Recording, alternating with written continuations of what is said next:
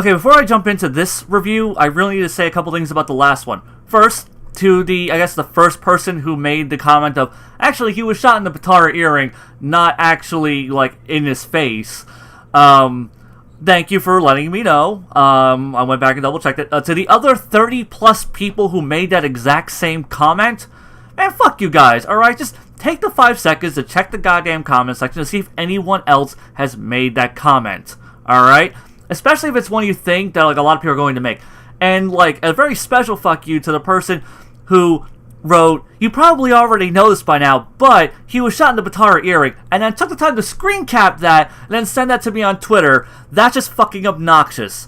That's a good way to get yourself fucking blocked. Now, as for the actual being shot in the Patara earring, I did go back and watch the episode a 4th time. I had to rip the footage, put it in my editor, go frame by frame, and yes, it does actually show him being shot in the earring. Unfortunately, though, the episode does a really bad job of conveying that. Because it's like a flashlight and pop and he gets knocked on his ass.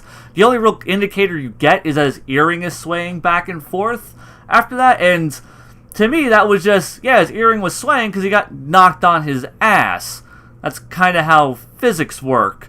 So I just thought that was kind of weird. That was like supposed to be the telltale sign, apparently. So now I'm changing my complaint to him getting shot in the face and getting knocked on his ass and not being hurt by the bullet to, now I just think it's kind of dumb that he got shot in his earring and it knocked him on his ass. It's like, really? If someone shot my earring, I'd be like, ow! Something just shot my fucking earring and yanked it back. Also, you think it probably would have ripped his fucking ear off, but whatever. It was poorly conveyed information, and but whatever, you know, that's what it was. You guys are correct.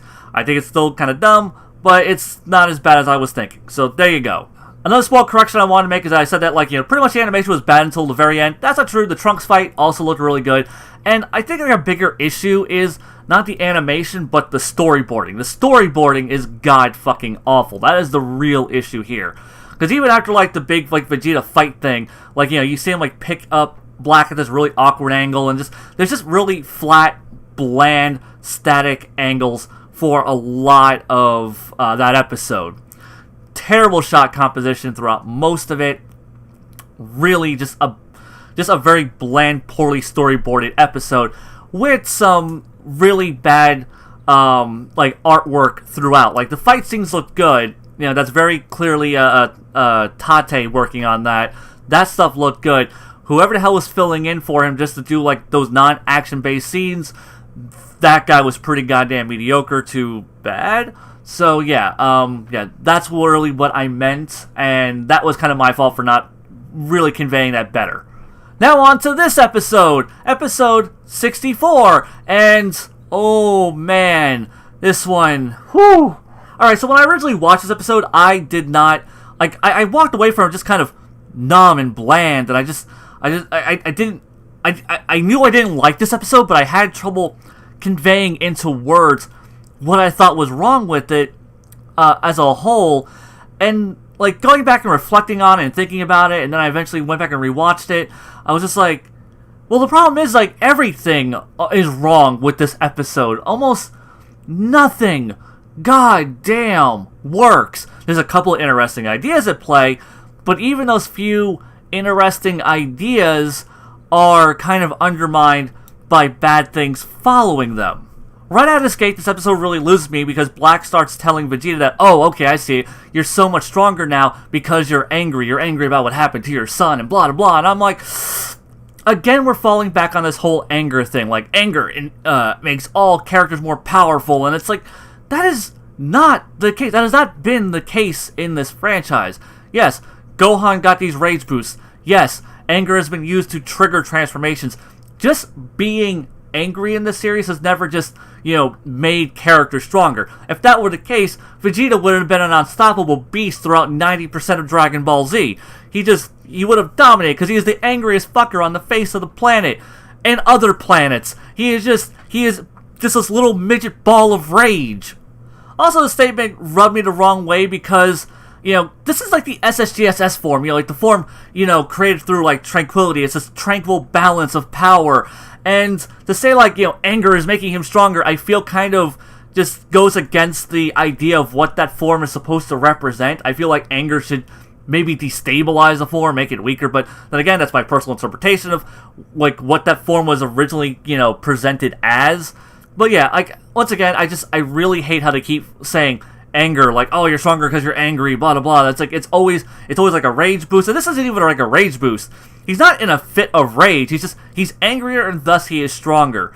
And once again, they didn't have to say this, all they had to do was say that, he's stronger because, he trained. That's all it would have been, because that's what Dragon Ball is. You train, you get stronger. You train, you get stronger. Sometimes you unlock a new transformation. Sometimes, if you're Gohan, you get really pissed off and go into a furious rage, and you gain some power for a short amount of time, and then it's over. But for some reason, Super just keeps falling back on this whole anger equals power thing, and it just isn't sitting well with me. And then Black takes it to this extreme of like, well, I'm the angriest motherfucker on the planet because I hate all living beings. And so my anger should just make me the most powerful. And then he like fucking turns his fucking blade into, his keyblade into a fucking key scythe. And it's badass, but it just kind of like comes out of nowhere. It's like, look, I've unlocked this new ability through my anger. And I'm like, the fuck? Like, I mean, like, I wouldn't mind if he had just, concentrate his ki into a scythe, but here he's saying like, oh, like my anger has made me unlock this new ability. I'm like, okay, you could have just said like, oh, well, like, because I mean, if they had just had him turn his ki into a scythe, whatever, like, sure, like, compressing ki and making it into like physical objects, that's not a new idea. The Kienzan has existed since the Saiyan arc. It's not like a new idea. I mean, it's never been, put into something so specific as, like a fucking scythe, but whatever. Like, I would have been fine with that, but no, they have to directly attribute this to, like, oh, because he was angry and, like, stabbing himself in the fucking hand has somehow unlocked this new ability. And then he, like, then he swipes his blade and it opens up this big rift in the sky, and he goes, I don't know what the fuck that is. Maybe it's like a portal of the dimensions. Maybe it's like a portal through time, or maybe it's the manifestation of my own hatred. And I'm like, really? You're not even gonna just like, it's just he did this thing, like he swiped his blade and now he fucking rips open a dimension. It's like, the fuck.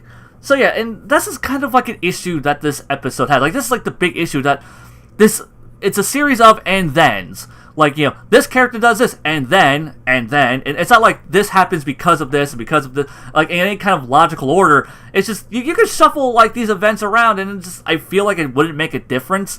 Like, one thing I don't feel logically adds up from the last thing, and it's just a series of ass pulls. Like, oh, like, you're angrier because you're stronger because you're angrier. And, oh, well, now, because I'm angry, now I have a scythe. Oh, because I have a scythe, I now cut, like, this dimensional rift. Oh, because of this dimensional rift, I can now make clones of myself. It's... what? What the fuck? And yeah, I didn't even cover the black clones yet, but that's coming, people. So after that big dimensional rift opens up, Goku and Zamasu, they clash. Black and Vegeta, they clash, and the big shockwave, like, almost fucking, like, gets Mai killed, and then Mai looks through her binoculars, and it's like, oh shit, Zamasu's heading this way. Wait, what? Wasn't Goku just fighting Zamasu? Why is he not still fighting Zamasu? And then we go, then we cut to, like, Mai telling Bulma and Trunks that Zamasu's on his way, and they're like, okay, we only have a little bit of time for Trunks to learn the Mafuba, and it's like, okay, I guess we're doing that now? And then it hard cuts back to Goku and Vegeta surrounded by a bunch of black clones. And it's just like, where did these come from? And then, like, 30 seconds later, we start seeing smoke billowing out of the rift, and it's creating black clones. Okay, that was some horrible directing on the choice of this episode. Whoever the hell was writing this episode and directing this episode really doesn't understand pace at all. To show two sets of characters clashing, and then to show one character completely just fucking off to do something else after we just saw him about to engaging in a fight. It's okay, like, we don't even get an answer for how he got away, and then all of a sudden, our characters are surrounded by clones of the main villain, and then you take like an additional like 30 seconds to explain where the fuck that came from, but you don't actually explain where it came from. You show us where it came from. There's no answer like how this rift is creating black clones, why it's creating black clones, you know, how there's any kind of connection between these two things.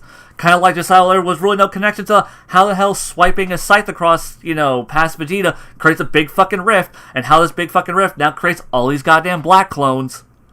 And then we cut back to Bulma and everyone inside of the capsule garage, and Trunks is trying to learn the Mafuba, and he's doing all these retarded poses that are references to old Dragon Ball Z stuff, and it's a cute scene, but at the same time it's just like, it's really fun. You guys are all in huge amounts of danger. You probably should take this shit seriously. And then Bulma just reaches into her pocket like, oh, here, Piccolo recorded this video of how to do the Mafuba. Because, reasons? And once again, this element just kind of feels like another random ass pull for this episode. And once again, it's another and then Bulma pulls out the fucking video. It's like, here, learn the Mafuba. I'm gonna go distract Zamasu. So, Zamasu apparently flies so slow that, you know, he was visible, like, you know, they're in the same city, he was visible through the binoculars, and Mai was able to get off the top of the building that she was hanging from. Inside of the garage, Bulma was able to explain the Mafuba to Trunks, and then Trunks was able to do a couple of practice runs of the Mafuba, just horribly fucking it up, and then Bulma was able to show him a video, and then Bulma was able to walk outside casually before Zamasu was even able to get to them. Yeah, okay, sure. Why not? And the 1 minute that Bulma takes to distract Zamasu is apparently just the 1 minute that was needed for Trunks to learn and master the Mafuba, and they fuck it up. Like, I mean, he succeeds in sealing Zamasu, but oh no, they forgot the seal.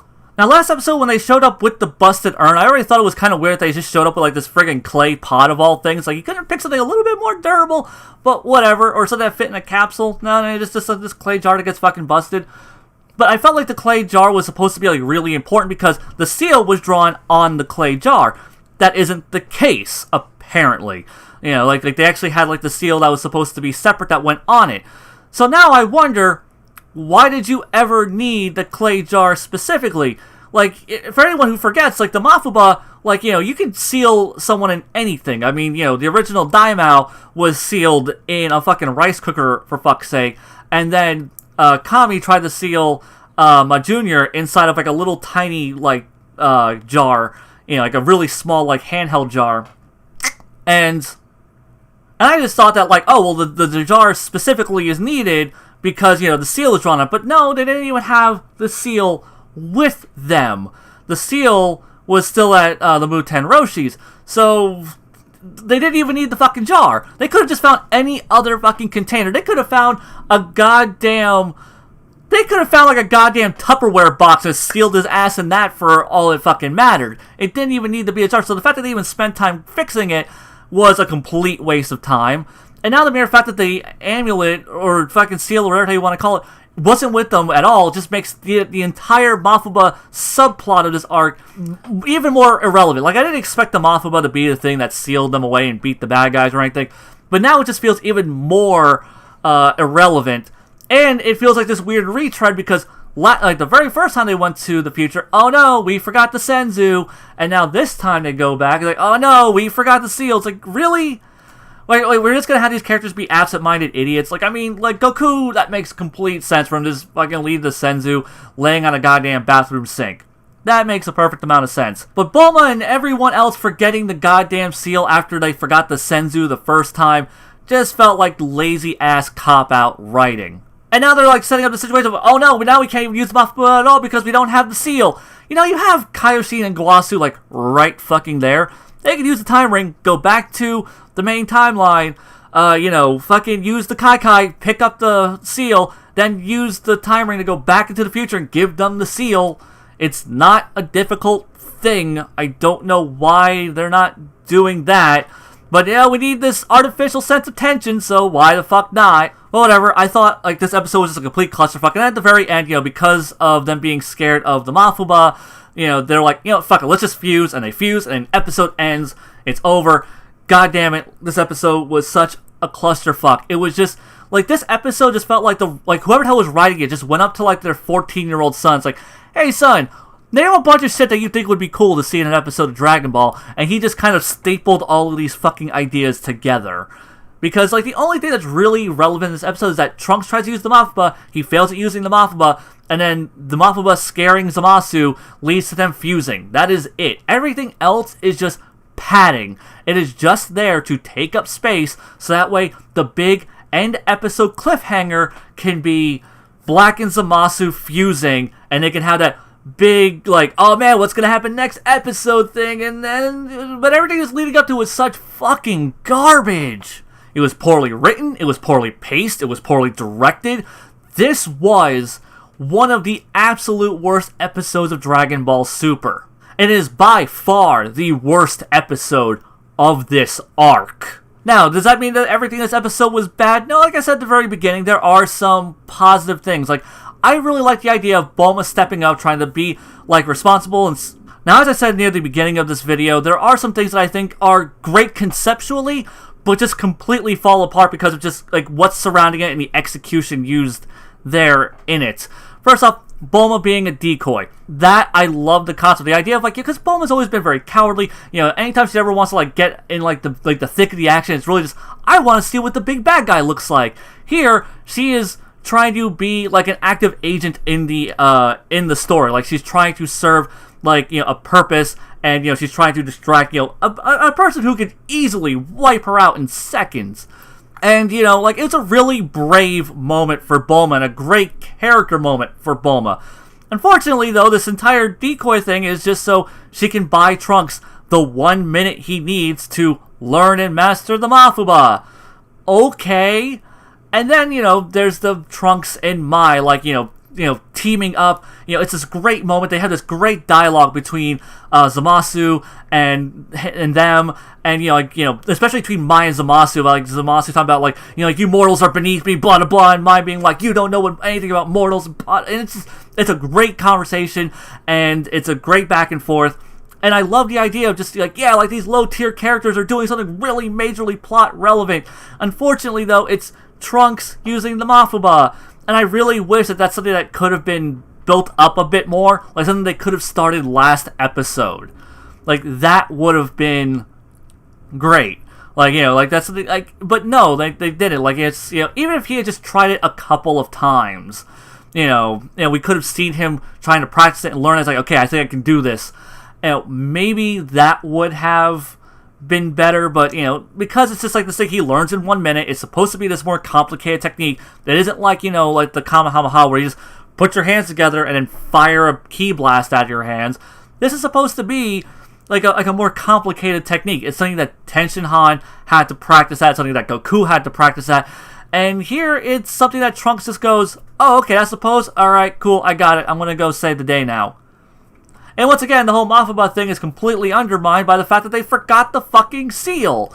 So it just, you know, it would have been more interesting if they had sealed him up and actually captured him, and Black just rescues him, like shatters the jar or whatever, and, you know, Zamasu comes out, and that's what really scares me. Like, these guys have real power. I was almost trapped forever. Now let's fuse. And it would have really been a little bit less redundant storytelling-wise, because it wouldn't have kind of, you know, echoed the whole, oh man, we forgot the Senzu, oh man, we forgot the amulet. You know, it could have just been like they sealed him, and then, you know, they break him out, or he gets broken out by Black. And the last thing that I thought was pretty cool was the Black Zamasu fusion, but I mean, like, if you're going to have these characters, you're going to have the Potara, the fusion is kind of this obvious thing that's going to happen, and I can't even say it's that cool, because honestly, I don't really care for the design, and also, it's the cliffhanger. It's just like, oh man, what's gonna happen? And episode end. It's like, well, I mean, we didn't even get to see anything cool from that. Like, it's just, we got to see it happen. And honestly, it didn't even look that great. It wasn't, like, well animated. In fact, this entire episode was animated like fucking garbage. This was just, like, you know, last episode, like the side animator who was doing all the non-action scenes didn't draw things very well, and it was storyboarded like shit. Here, the animation is just garbage. It is so stiff, so limited. Fights consist of characters, like, throwing, like, 1 or 2 punches, and then they stop, and then it's just a bunch of dialogue, and then 1 or 2 punches get thrown, and it stops, and oh, man. it was such an ugly ass episode. It was such a terrible looking episode.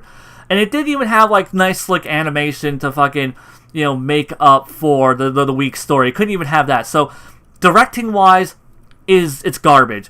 Writing wise, it's garbage. Pacing wise, it's garbage. Animation wise, it is garbage.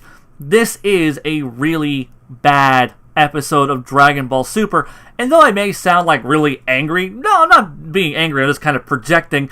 It's because I can't be angry at this episode. I can't. It is so incompetently done that I'm just like I just kind of have to look at it. It's just, being angry at this is like being angry at a mentally handicapped person who shits on my carpet. It's just like, well, you're retarded, so I can't, and that's what this episode's retarded.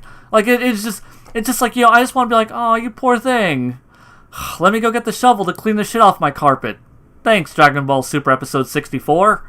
It is just that incompetently put together. Nothing really flowed together. Nothing really made sense. I feel like the fusion was done a little too soon. They could have, choreographed some great action, storyboarded some great stuff. They could have dragged out the Trunks learning the Mafuba thing. Hell, him, launching the Mafuba could have been the big episode cliffhanger. Is the Mafuba going to work? That could have been the cliffhanger instead of oh man, he's gonna fuse. It could have been done so much better. And like I said, I'm not even angry. I can't be angry. This is just such an it's just this is just such an incompetently made piece of shit. I'm just like, all right, that happened. And if you felt that this review was just kind of rambling, disjointed clusterfuck, well, hell, it's a beautiful parallel to this review because it complements it beautifully. Except I think this review actually makes sense, where this episode was just the fuck. And it was a series of sequences that were just the fuck. Here's hoping the next episode's better. Do I think this is an episode that just completely ruins this arc? No, it's a really bad episode, and it's a really bad episode at a really important junction in this story. But whatever. It's not like we don't have bad episodes of Dragon Ball and Dragon Ball Z and Dragon Ball GT and within good arcs. Not saying this arc is particularly good, but it's above average. So, we'll see. We'll see where the hell this goes. Hopefully, they stick this landing, and this episode is the worst thing that happens in this arc. Kami, help us if it isn't. Till next time, guys, Xeon, out.